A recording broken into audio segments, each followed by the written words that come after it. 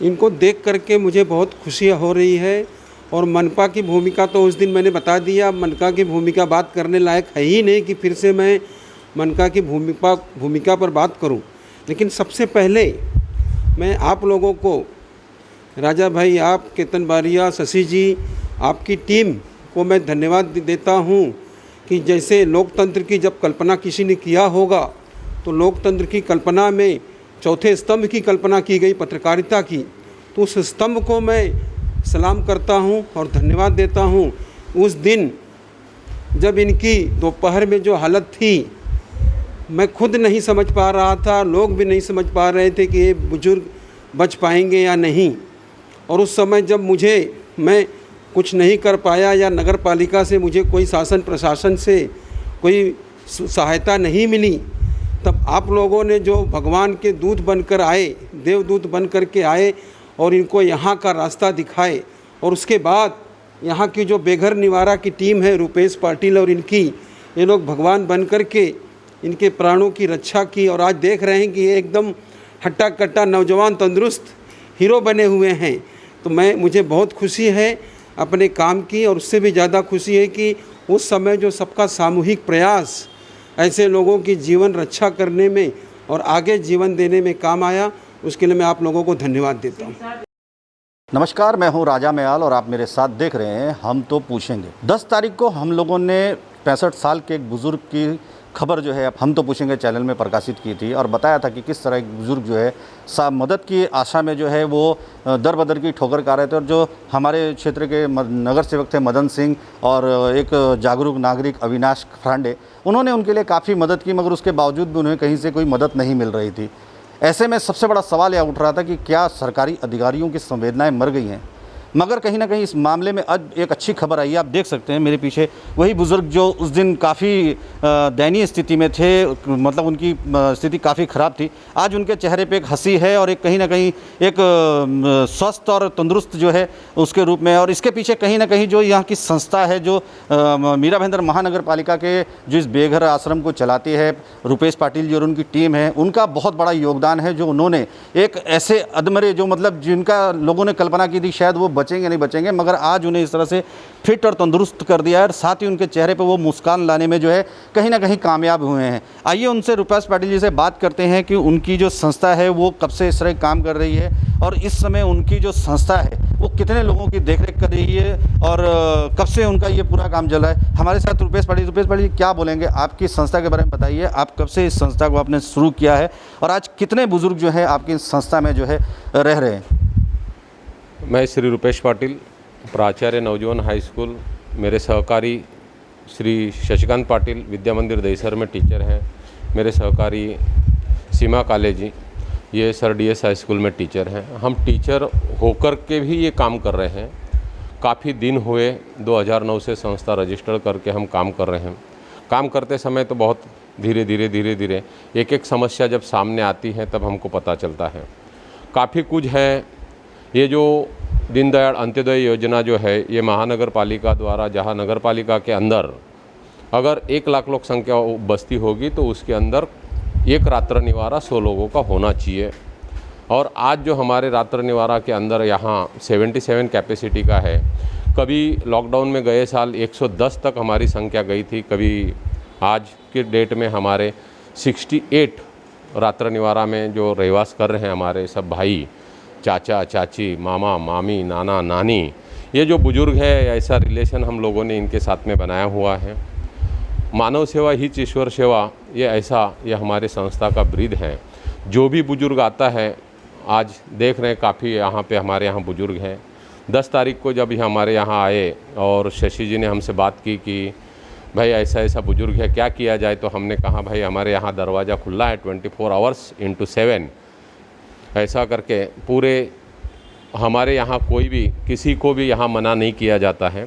जो भी बुजुर्ग है, जैसा भी है, चलने होता है नहीं होता है, बेड रिडन है, वैसे बुजुर्गों का संभाल जो कि नगर पालिका के द्वारा हमारे यहाँ जो संस्था को हमारे दिया गया है और ये रात्र निवारा हम चला रहे हैं। और अच्छा सा सहयोग हमको जब भी चाहे नगर पालिका द्वारा सामाजिक अपना जो डिपार्टमेंट है वो department through Deepali Pawar madam हैं, रूपाली मैडम हैं, आयुक्त जी हैं, इनका हमको समय समय पे मदद होती है। जो भी हमारी कमतरताएं हैं वो पूरी करने की कोशिश करते हैं। और ये मैं लोगों को यही कहना चाहूँगा कि आज की दुनिया में अगर आपको पता नहीं होगा कि महानगर पालिका क्षेत्र में हर एक क्षेत्र में वहाँ पे एक रात्र निवारा दिया, रात्र निवारा की जगह भी उसका नाम बदल गया है, तो बेघर निवारा केंद्र है। अगर कोई भी बेघर आपको मिलता है तो हमारे यहाँ उसका स्वागत रहेगा। जैसे कि रुपेश पाटिल जी ने कहा वो शिक्षक है और उनके साथ जो काम करने वाले लोग वो भी शिक्षक हैं, और कहीं ना हमारे जो विद्वानों ने कहा कि गुरु का स्थान जो है भगवान से भी ऊंचा होता है। और कहीं ना कहीं जिस तरह से रुपेश पाटिल जी मानवता की एक जो मिसाल पेश कर रहे हैं वो मीरा भाईंदर महानगर पालिकाओं के अधिकारियों के लिए एक सबक है, जो इतने अच्छे पदों पर बैठने के बावजूद भी इस तरह के बुजुर्गों की मदद के लिए आगे नहीं आते हैं। अगर उन्होंने अपना जो जिस कार्य के लिए वो बैठे थे करते, तो कहीं ना कहीं ये जो बुजुर्ग आप जो हमारे पीछे देख सकते हैं, इस केंद्र में कई जो है लोग जो है यहाँ पे रह रहे हैं। उनको रुपेश पाटिल के जो टीम है उन्होंने ना सहारा दिया है, बल्कि उनको खाने पीने से लेके एक अपनापन जो उनके अंदर होता है, आज कहीं ना कहीं उनको भी लगता है कि उनका समाज में या शहर संसार में कोई नहीं है। मगर रुपेश पाटिल और उनकी टीम जो है वो कहीं ना कहीं इन लोगों को ना सिर्फ सहारा दे रही है, बल्कि उनको इतना एहसास दिला रही है कि उनके लिए काफ़ी लोग पीछे मौजूद हैं जो उनके हर पल उनके सुख दुख में सहयोग देंगे। और इसकी वजह से आज इनके चेहरे में कहीं ना कहीं थोड़ी सी जो है हंसी भी है देखने को मिल रही है। मगर जो मीरा भाईंदर महानगर पालिका के अधिकारी हैं वो कहीं ना कहीं भ्रष्टाचार के और उसका लिप्त हैं कि उनको जो है उनकी संवेदनाएं नहीं मरी है, उनका जो जमीर है वो भी मर गया है। हमारे साथ में इनके सहयोगी हैं, उनसे ही बात करते हैं। जब मैं इन बुजुर्ग को यहाँ पर लेके आया तो सबसे पहले इनसे ही हमारा जो वास्ता पड़ा था, और उस टाइम पे जो बुजुर्ग की हालत थी वो आप लोगों ने देखे थे, मैंने खबर में दिखाई, कितनी दयनीय थी। मगर आज जिस तरह से बुजुर्ग को हम लोग देख रहे हैं, कहीं ना कहीं हमें भी सुकून मिल रहा है कि हमने जो एक बीड़ा उठाया था, मदन सिंह ने, शशि शर्मा ने, अविनाश थे और केतन बारिया, हम लोगों ने एक बुजुर्ग को कहीं ना कहीं एक आसरा देने और उनको इलाज देने के लिए एक जंग छिड़ी थी, वो कहीं सफल हुई है। उसमें सबसे बड़ा योगदान क्या बोलेंगे, अब कैसी परिस्थिति है, और उस दिन जो इनकी हालत थी वो तो आपने भी देखी थी, अब क्या बोलेंगे इनके बारे में? उन्होंने आज बहुत रिकवरी की है, उनका आज उन्होंने नाम बताया है, तो सबसे बड़ी जीत मैं आपके मुंह से ही सुनना चाहता हूँ, उन्होंने क्या नाम बताया अपना? छगन जी ऐसा नाम बताया उन्होंने कि ये हमारे लिए सबसे बड़ी जीत है। जब आप और अस्पताल की गाड़ी आए थे एम्बुलेंस, तब उन्होंने उनका बेवारस ऐसा नाम लिखा था कि ये नाम बताने लायक नहीं है, इतना उनका हालत थी। लेकिन आज आप देख सकते हैं कि कैसे उनकी आज इम्प्रूवमेंट हुई है। ये हमारी सबसे जीत बड़ी होती है कि जब भी कोई बेसहारा आदमी, बेसहारा बुज़ुर्ग ये कर नहीं पाता, और हमारे संपर्क में आने के बाद जब वो हमें जुड़ जाते हैं, तो ये सबसे हमारी बड़ी जीत होती है। आप देख सकते हैं कि आज उनका इम्प्रूवमेंट कितना है। बिल्कुल जैसा इन्होंने कहा वो तो हम भी देख रहे हैं, हमारे कैमरे में भी कैद हुए कि बुजुर्ग जो है पूरी तो हमारी इस संस्था में उनके रुपेश पाटिल जी के सहयोगी भी हैं। मैडम आपका नाम बताइए। मेरा नाम सीमा काले। सीमा काले जी की एक वीडियो हम लोगों के पास आई थी जिसमें वो बुजुर्ग से बातें कर रही थी, और उनको जो है कहीं ना कहीं जो उनका जो मोरल जो पूरी तरह से टूटा हुआ था, जो उनके उसको कहीं ना कहीं ऊपर लाने की कोशिश कर रही थी, और उनको ये विश्वास दिला रही थी कि उनके पीछे वो अकेले नहीं है, कई लोग हैं। उनसे जानते हैं कि उनकी क्या बात हो रही थी और उन्होंने क्या कहा बुजुर्ग ने। क्या आपका एक वीडियो आया था, बुजुर्ग से बात कर रहे थे। महानगर पालिका के आरोग्य विभाग के डॉक्टर काकड़े जी उनकी पूरी बॉडी चेकअप की, ब्लड चेकअप किया और उनका पूरा टेस्ट करने के लिए लेके गए। तब उनसे हम लोग बात कर रहे थे, तो उन्होंने अपना नाम छगन सोजुरीगर बोला, और उनकी उम्र उन्होंने उम्र उनको याद नहीं है, तो 14 साल बताई।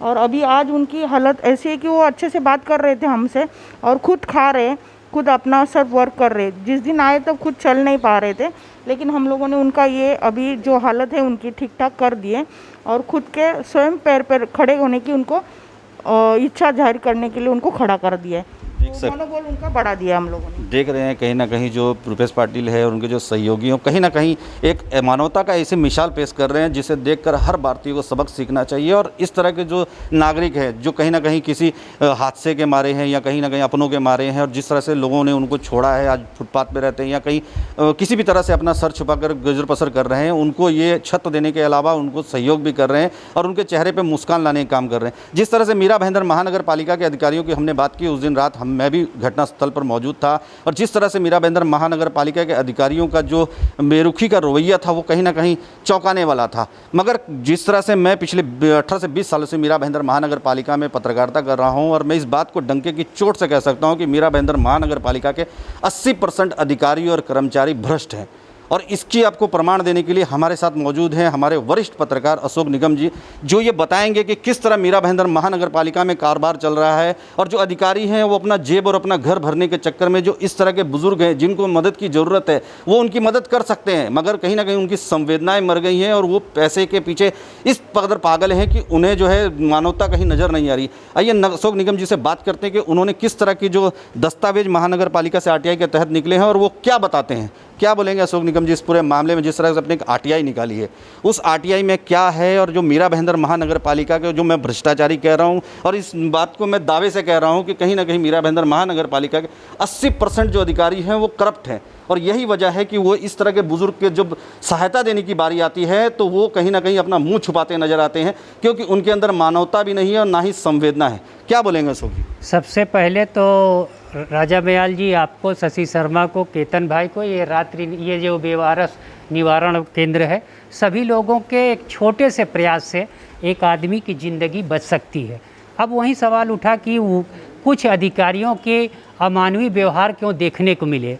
तो अमानवीय व्यवहार इसलिए मिले कि क्योंकि ये मनपा के ज़्यादातर अधिकारी वो भ्रष्ट हैं और भ्रष्ट मैं ऐसे नहीं कर रहा हूँ, रिश्वत लेते पकड़े गए और पकड़े जाने के बावजूद न्यायालय से बरी नहीं हुए, फिर भी कानून को ये कहिए कि रौंदते हुए जिस पद पे वो पकड़े गए उसी पद पे फिर बैठ गए। और ये सब होता है चमत्कार सिर्फ मीरा भाईंदर महानगर पालिका में। और इस चमत्कार में यहाँ के नेता अधिकारी सब लोग हमाम में नंगे हैं। तो इनसे आप ये मानवीय संवेदना की बात तो करना बेकार है।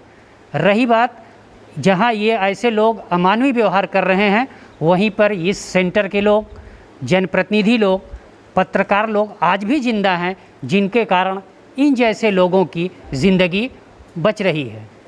जिस तरह से भी एक ताज़ा मामला भी चल रहा है मीरा भाईंदर महानगर पालिका का, एक ULC घोटाला, जिसमें मीरा भाईंदर नगर पालिका के कई बड़े अधिकारी जो हैं या तो फरार हैं या वो जेल पहुंच चुके हैं या कुछ लोग जेल जाने की उसमें हैं। क्या बोलेंगे? ULC घोटाला भी कहीं ना कहीं ये बताता है कि बड़े से लेकर छोटा अधिकारी वो कहीं ना कहीं भ्रष्टाचार में लिप्त है। और जो जिस तरह से सरकार जो कई योजनाएँ चलाती है, जैसे दीनदयाल अंत्योदय योजना है, ये योजना जो है इसी के तहत जो मीरा भाईंदर महानगर पालिका ने देख सकते हैं ये पूरा जो एक आशियाना दिया है, जहाँ पे रुपेश पाटिल और उनकी टीम जो मिलकर जो है कहीं ना कहीं बेघर लोगों के चेहरे पे मुस्कान न सिर्फ मुस्कान लाने की बल्कि उनका पूरा इलाज करना, खाना पीना से लेके हर सहयोग करती है। मगर उन्हें भी कहीं ना कहीं जो सरकार की तरफ से जो पूरी तरह से फ़ायदे मिलने चाहिए, जिस तरह से उनको सहयोग मिलना चाहिए, वो नहीं मिलता है। यही वजह है कि वो कहीं ना कहीं लोगों से किसी तरह से अपना बंदोबस्त करके इस जो निवारा केंद्र को चला रहे हैं और लोगों की मदद कर रहे हैं।